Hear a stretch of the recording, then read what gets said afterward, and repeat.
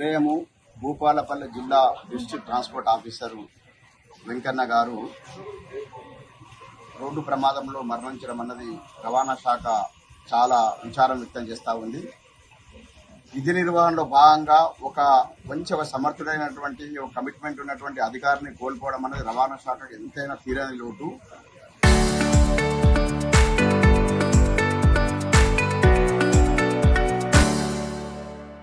ఈ సంఘటనకు సంబంధించి పోలీసు శాఖ సమగ్ర విచారణ చేస్తూ ఉంది.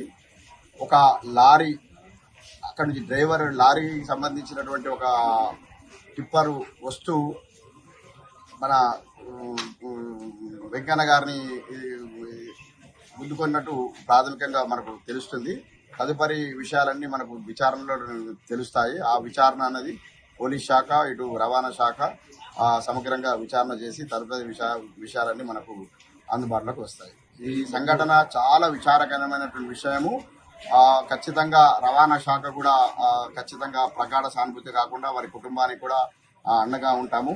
ప్రభుత్వము అటు ముఖ్యమంత్రి మంత్రి గారు పొన్నం ప్రభాకర్ సారు అందరూ కూడా ఈ సంఘటన పట్ల దిగ్భ్రాంతిని వ్యక్తం చేయడం కాకుండా ఆ సంఘటనపై విచారణ కూడా ఆదేశించడం జరిగింది. ఖచ్చితంగా అతి త్వరలో అన్ని విషయాలు అంటే వేగంగా అదుపు తప్పి రోడ్డుపైకి డ్రైవర్ రావడం అన్నది ఏందా అన్నది మనకు తెలుస్తుంది. Thank you.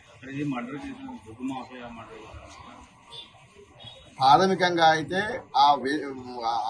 అక్కడి నుంచి వస్తున్నటువంటి లారీ ఎందుకంటే ఈయన 15 రోజుల క్రితమే సాధారణ బదిలీలో భాగంగా జగిత్యాల నుంచి భూపాలపల్లికి రావడం జరిగింది. 15 రోజులు 20 రోజుల్లోనే రావడం జరిగింది. కాబట్టి ప్రాథమికంగా మేము ఆ యాక్సిడెంట్ స్పాట్ను కూడా మేము ఇన్స్పెక్ట్ చేయడం జరిగింది. ఆ నేరోగా రోడ్డు ఉండడము, అక్కడి నుంచి వేరే హార్వెస్టర్ను సీజ్ చేస్తూ హార్వెస్టర్ కూడా ఆ రోడ్డు నుంచి రోడ్డు రావడము, ఆ దూరం చూస్తున్నటువంటి లారీని ఆపాలని చెప్పేసి మన వెంకన్న గారు చెప్పడంతో ఆ లారీ వచ్చేసి సడన్ గా ఢీకొన్నట్టు అక్కడ ఉన్నటువంటి సాక్షులు సెక్యూరిటీ గార్డ్స్ అనేది చెప్తా ఉన్నారు.